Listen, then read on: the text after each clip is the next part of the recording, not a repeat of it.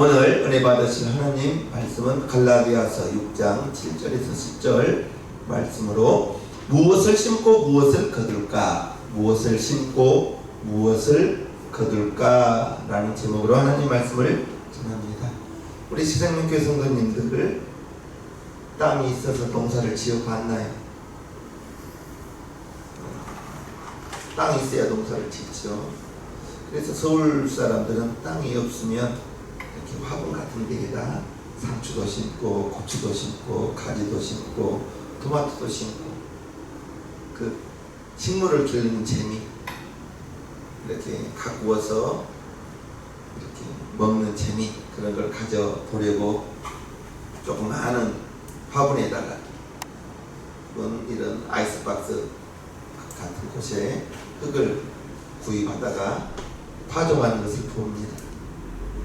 세상 일도 그렇지만 농사 참 부지런해야 됩니다. 세상 일도 마찬가지 부지런해야 되고 정직해야 이렇게 농사가 되어지는 것을 봅니다. 식물은 농부의 발자국 소리를 듣고 자란다고 해요. 그만큼 농부가 부지런히 다니면서 풀을 매주고 병해충을 방지해 주어야만 열매를 거둘 수 있고요. 아침에 일찍 우리가 어떤 것을 거두기 위해서는 심죠. 그리고 심었으면 가물 때에는 물을 대주고 비가 너무 많이 올 때는 물꼬를 다 주어서 이렇게 정성을 다하여 가꿀 때 열매를 결실을 맺을 수 있는 것을 봅니다. 심은 대로 거둔다 라는 말이 있죠. 심은 대로 거둔다. 농사에 적용되는 말이죠. 콩을 심으면 콩을 거두죠. 보리를 심으면 보리를 거두죠. 그런데 농사에만 적용되는 원칙은 아닙니다. 우리의 인생이 심는 대로 거둡니다. 저와 여러분들의 인생이, 우리 인생이 농사와 같다는 것이죠. 왜냐하면 그 사람의 말과 행동이, 우리의 말과 행동이 무엇을 뿌리는 것과 같아요. 우리의 말과 행동이 우리의 삶의 결과물로 나타난다고 민수기 14장에요. 그들에게 이르기를 여호와의 말씀에 나의 삶을 가리켜 맹세하노라. 너희 말이 내 귀에 들린 대로 내가 너희에게 행하리니. 저 정말 신학교 다닐 때 수업 시간 전에 성경 한번 보다가 우연히 이 구절을 봤어요. 정말 뭐 성경을 연구하다 푼 것도 아니고 시간이 좀 남아서 성경 펼쳐서 봤는데 정말 저 충격적으로 읽은 글이 너희 말이 내 귀에 들린 대로 내가 너희에게 행하리라. 여러분들이 말하는 것이, 내가 말하는 것이 콩씨를 뿌리면 콩을 거둔 것처럼 하나님 말씀이 민수기 14장 28절 말씀에 너희 말이 내 귀에 들린 대로 내가 너희에게 행하리라. 우리의 말로 뿌리고 우리의 말을 하나님께서 거두게 해주신다는 것입니다. 부정적인 말을 했습니다. 분명히 그분은 부정적인 행동을 합니다. 먼저 부정적인 생각이 마음에 차겠죠. 그러면 부정적인 생각이 마음에 차면 그게 말로 나옵니다. 말로 나오면 이제 행동까지 합니다. 반대로 긍정적인 말, 긍정적인 생각이 마음속에 꽉 차 있으면 긍정적인 말이 나오죠. 긍정적인 말이라는 것은 믿음의 언어인 것이죠. 믿음의 언어가 나오면, 믿음의 말이 나오면 이제 믿음으로 행동하는 것입니다. 저와 여러분들이 알아야 될 것은 콩을 심으면 콩이 납니다. 팥을 심으면 팥이 납니다. 콩을 심고 팥을 거둔다. 이상하죠. 앞뒤가 맞지 않는 말이죠. 오늘 본문이 이러한 점을 강조하면서 우리가 어떻게 살아야 할 것을 말씀하고 있는 것입니다. 우리가 하나님의 성령을 받은 하나님의 자녀라면 성령으로 행하여야 한다고 말하고 있습니다. 오늘 본문에서 사도 바울은 성령으로 살고자 하는 사람은 특별한 가르침을 말하고 있는데 서로의 짐을 지라 말합니다. 갈라디아서 6장 2절 보면 너희가 짐을 서로 지라 그리하여 그리스도의 법을 성취하라. 짐을 서로 지라고 말합니다. 짐을 서로 지라. 그러면서 서로 짐을 지는 것이 그리스도의 법을 성취하는 것이다, 이루는 것이다 라고 말하고 있는 것입니다. 저와 여러분들의 인생에서 여러분들의 짐 무엇입니까? 어떤 분은 은행에 대출이 많아가지고 대출을 많으면 이자를 내야 돼요.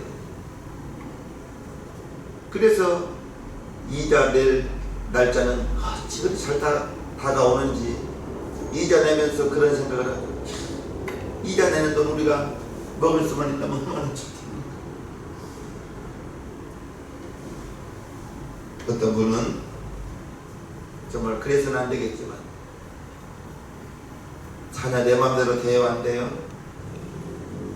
우리 성도님들 가운데서는 자녀 때문에 크게 가슴에 데우며 고민하신 분은 없을 것 같은데, 자녀가 부모의 짐으로 생각하는 분도 보았어요. 대출 많은 거 짐이죠.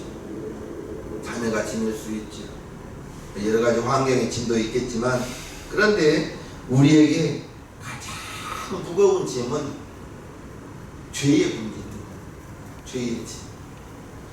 죄의 짐이 가장 무거운데 예수님이 우리의 죄의 문제를 해결해 주시기 위해서 나의 죄를 대신해서, 여러분들의 죄를 대신해서 십자가에 못 박혀 죽어주셨습니다.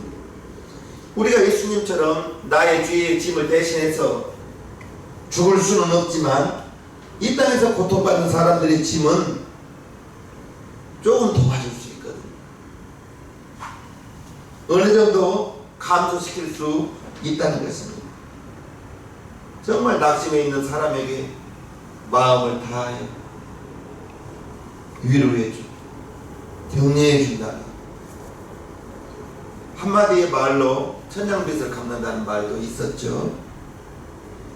육체적으로 힘든 일, 경제적으로 힘든 일, 정신적으로 힘든 일, 관심 가지고 도와주면서 지금 사람들은 굉장히 외롭다고 합니다. 사람들 전도 다니면서 만나보면 이야기 상대가 없다는 거예요. 이야기할 사람. 그래서 재미나이와 이야기하면서 많은 위로를 얻고요. 재미나이가 뭔지 아시죠? AI 챗GPT와 대화하면서 많은 위로를 얻는다고 해요. 우리의 힘으로 우리의 짐을 진다는 것은 내 의지로 되는 것은 아니에요. 물론 우리의 힘과 의지로 할 수 있겠지만 전적인 성령 하나님의 도우심과 인도하심이 있어야 가능할 것이라 생각합니다. 오늘 본문에서 사도 바울은 한쪽만 해서 이 일이 되는 것이 아니라고 강조하면서 짐은 서로 지라, 너희의 짐을 서로 지라, 이렇게 말하고 있는 것입니다. 무거운 짐을 둘이서 나누어 지고 함께 짊어질 때 혼자 짊어지는 짐보다 훨씬 수월하게 느껴지고 가볍게 느껴지고 그 짐을 극복할 수 있을 것이라 말하고 있는 것입니다. 그러면서 사도 바울이 예수 그리스도의 법은 우리가 서로 협력하여 그리스도의 일에 동참하는 것이다. 너희가 짐을 서로 지라 그리하여 그리스도의 법을 성취하라 라고 말하고 있는 것입니다. 사람은 혼자 살 수 없습니다. 같이 살아야 돼요. 혼자 살 수 없고 문제를 만났을 때 주위에서 살짝만 거들어준 사람이 있어도 그분은 어려움을 이겨나가는데 큰 힘이 될 것입니다. 저와 여러분들에게 하나님이신 성령 하나님께서 와 계시고요, 저와 여러분들이 교회에서 저와 여러분들의 성은 달라도 우리는 한 하나님 그리스도의 지체로서 저와 여러분들이 그리스도 안에서 하나 되게 하시고 성령의 능력으로 우리를 도와주셔서 맡겨주신 일에 감당하고 서로의 짐을 지게 하신다는 것, 감사할 일이죠. 4절과 5절을 한번 봅니다. 또한 각각 자기의 일을 살피라. 그리하면 자랑할 것이 자기에게만 있고 남에게는 있지 아니하리니 각각 자기의 짐을 질 것이니라. 서로 짐을 지라고 했는데 5절에는 각각 자기의 짐을 지라 이렇게 말하고 있습니다. 2절과 5절이 저는 다른 말 같죠. 왜 그럴까? 저와 여러분들이 우리는 그리스도 예수 안에서 한 하나님, 한 믿음 안에서 우리가 그리스도인으로 성도로 살아갑니다. 각자 자신의 짐을 짊어지고 감당하라 5절에 말하고 있는데요, 전체적인 일을 함께하며 서로 짐을 짊어지고 나아가야 한다라고 말하고 있는 것입니다. 개인과 공동체의 일을 균형 있게 감당하기 위해서 내 힘으로 되는 것도 있지만 내 힘으로 안 되고 성령 하나님이 필요한 것입니다. 때로는 우리 가운데 실수할 수도 있고요, 그릇된 길, 잘못된 길을 갈 수도 있습니다. 그럴 때 그냥 두어서는 안 되겠죠.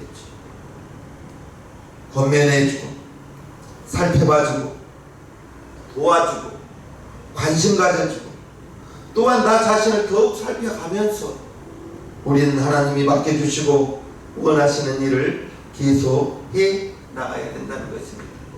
그럴 때 그리스도의 법이 우리 안에 이루어질 것이, 나의 짐과 상대방의 짐, 공동체의 짐 잘 짊어짐으로 그리스도의 법을 성취하는 저와 여러분 모두가 되기를 바랍니다.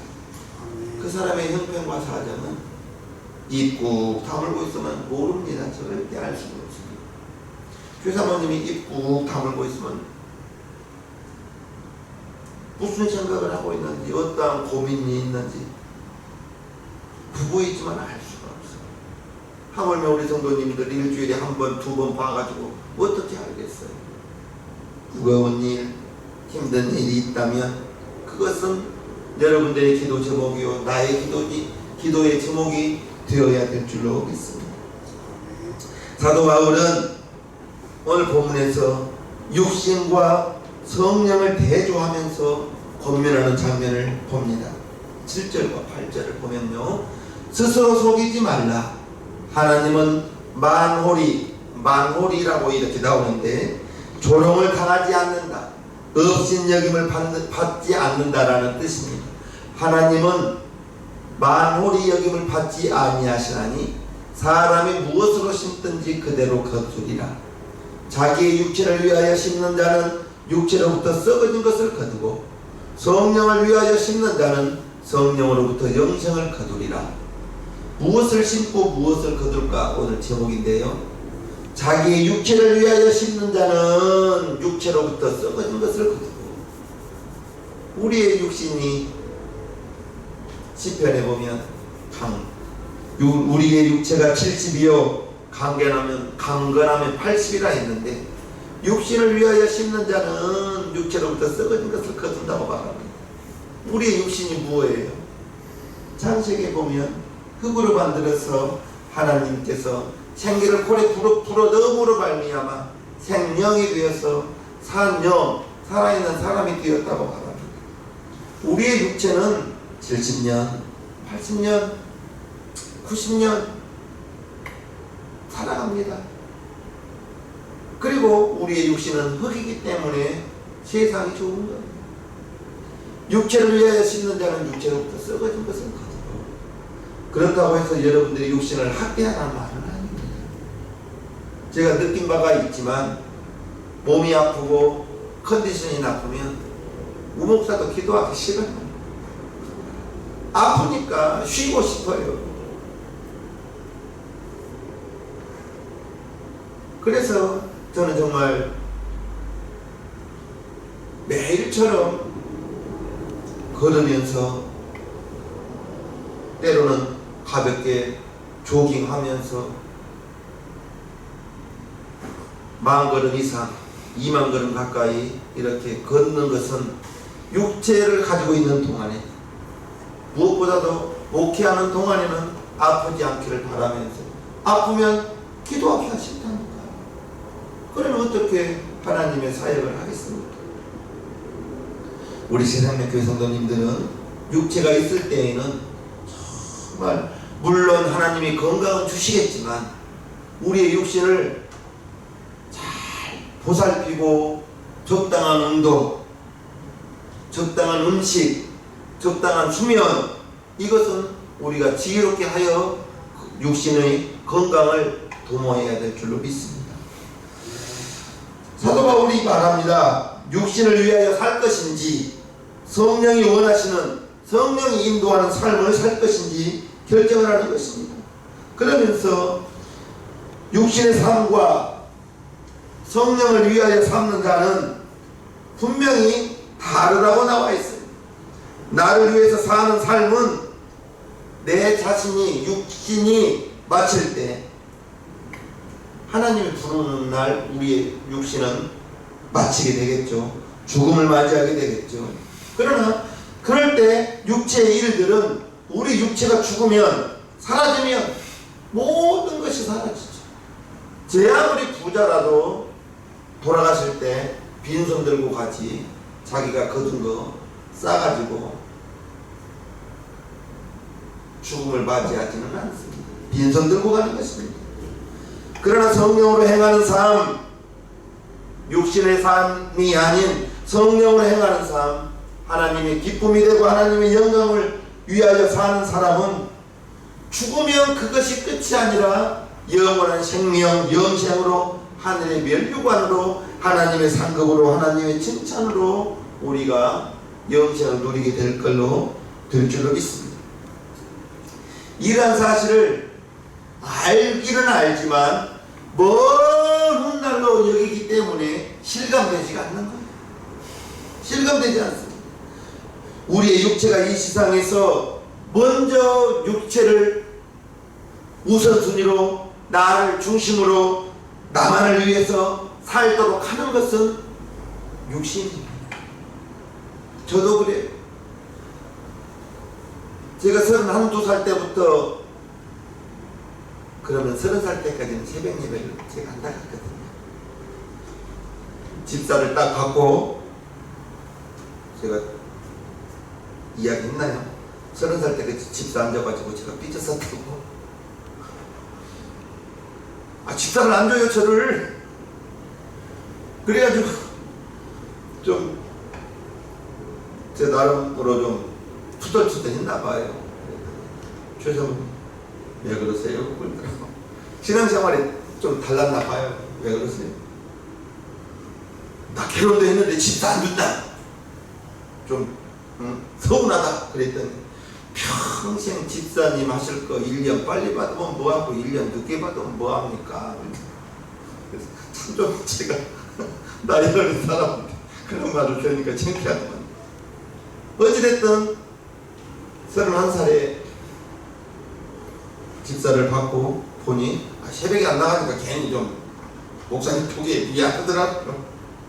그래서 이제 31살 때부터 새벽 예배를 다니기 시작했는데 지금도 그래.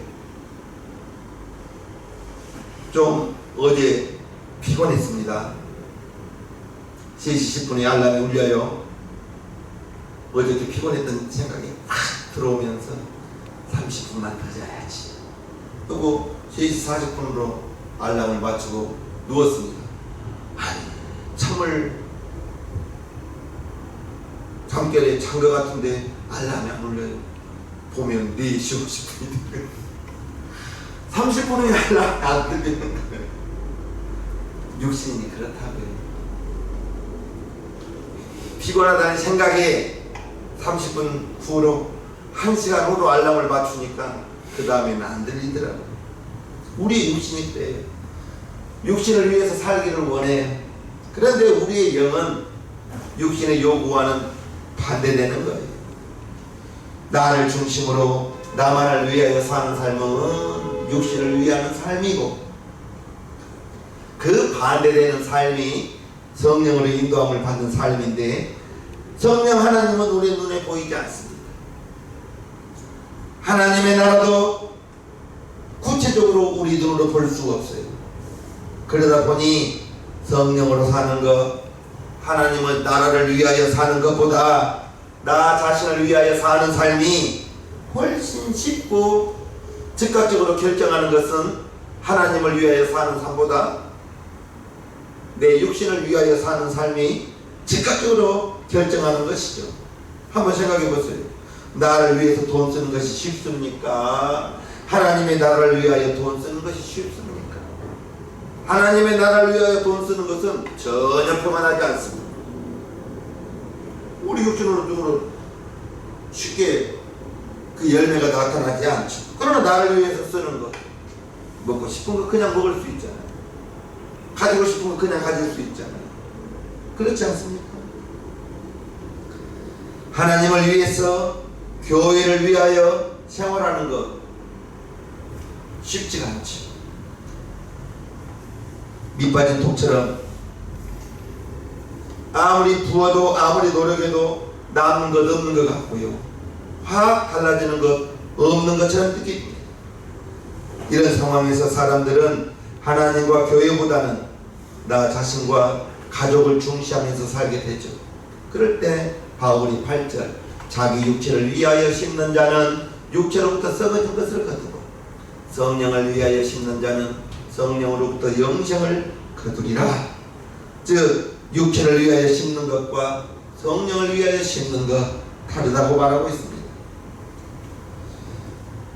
육체뿐 아니라 교회 안에서 신앙생활 할 때에도 그런 것 같아요.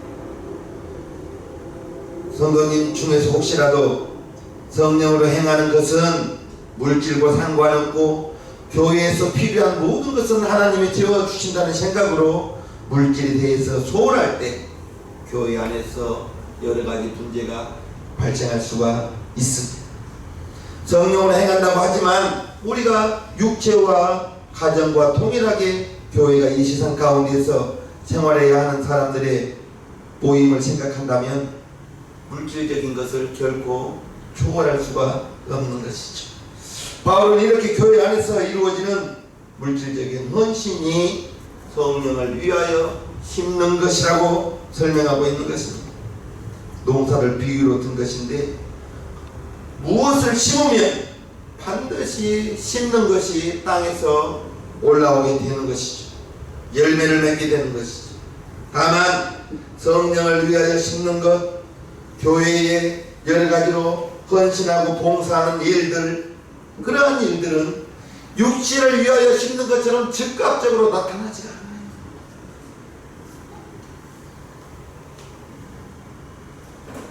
처음에 교회 다니다가 어느 순간에 은혜를 확 받아요.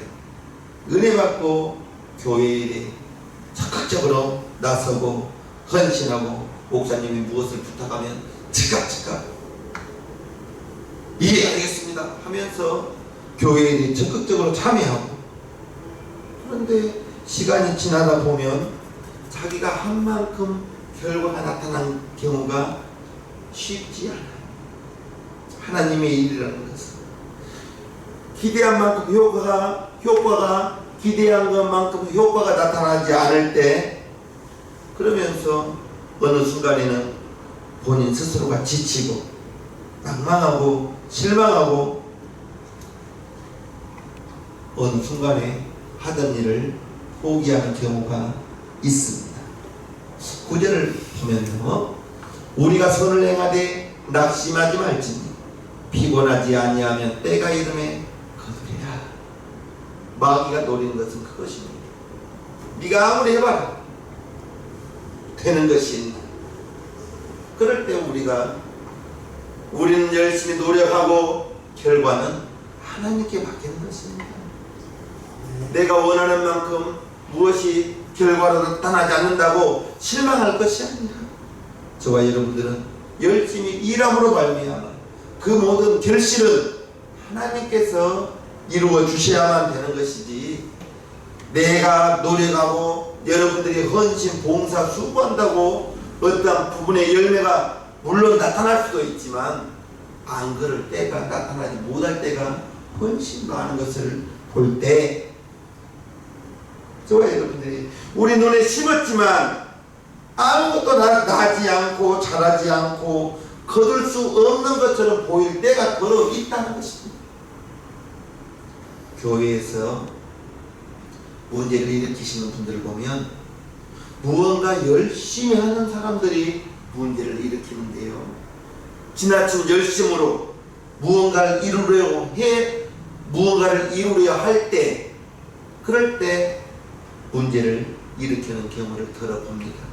우리는 열심히 하되 결과는 하나님께 맡기시기를 주님의 이름으로 축복해요. 선을 행할 때 분명히 낙심하지 말라. 때가 이름에 거두리라. 그 때는, 거둠의 시기는 우리가 결정할 수 없습니다. 하나님께서 하는 것입니다. 성령님은 우리 가운데 도우시고 하나님의 때가 되면 반드시 거두게 되리라 말씀하고 있는 것입니다. 사랑하는 성도 여러분, 하나님은 심은 대로 거두게 하시는 분입니다. 여러분들이 보리를 심으면 보리를 거두어요. 콩을 심으면 콩을 거둡니다. 마찬가지예요. 씨를 뿌리고 심고 가꾸고 자라게는 할 수 있지만, 그러나 거두게 하시는 분은 하나님이라는 것을 꼭 기억하시면서, 하나님은 무엇보다도 우리에게 무엇을 위하여 심을까? 육신을 위하여 심을까? 성령으로 심을까? 성령을 위하여 심고 선을 행하되 낙심하지 말라 했는데, 포기하지 말라 했는데, 때가 이름에 거두리라 했는데, 저와 여러분들이 성령으로 심고 선을 행하며 낙심하지 말고 때를 기다리는 우리 시장님교 성도님 모두가 되기를 주님의 이름으로 축복합니다. 10절을 보면요, 그러므로 우리는 기회 있는 대로 모든 이에게 착한 일을 하되 더욱 믿음의 가정들에게 할지니라. 가정은 우리 사회 구성원 중에서 제일 기본적인 구성원이죠. 마귀는 가정을 깨뜨리려고 어마어마하게 노력합니다. 에덴 동산에서부터 가정을 깨뜨리잖아요. 아담과 하와가 선악과를 따먹고 얼마나 네 탓이다 내 탓이다 다투었을까요? 죄가 들어오고 두려움이 들어오고 서로의 벗어모습을 보면서 그 가정에 평화가 깨졌을 거예요. 믿음의 가정들, 우리 시장님교회 성도님들의 가정이 정말 믿음의 든든히 서가는 가정, 모든 이에게 착한 일을 하되 더욱 믿음의 가정들에게 할지니라 라고 말하고 있는 것입니다. 하나님이 저와 여러분들의 눈을 열어주셔서 세상 사람들에게 보이지 않는 하나님의 일에 우리가 동참하면서 성령으로 심고 성령으로 거두는 일에 우리가 참여하기를 원하지, 육신을 위하여 심고 육신을 위하여 거둔다는 것은 썩어진 것밖에 거둘 수 없다는 것을 말하고 있는 것입니다. 우리의 육신은 70이요 강건하면 80이라고 했는데, 저와 여러분들이, 우리 시장님교회 성도님들이 믿음으로 살면서 육신을 위하여 심는 것이 아니라 성령으로 하나님의 영광을 위하여, 하나님의 기쁨을 위하여 살아가는 저와 여러분들이 된다면 직장 생활을 해도 마찬가지, 이웃을 만날 때에도 마찬가지.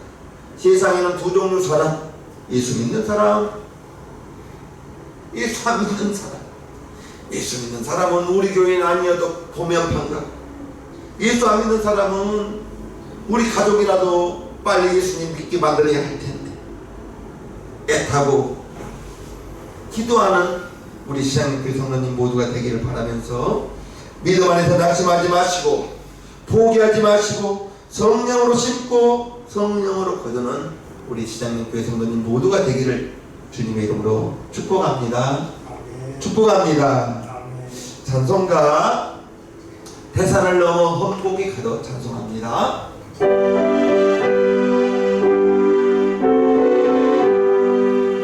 대산을 넘어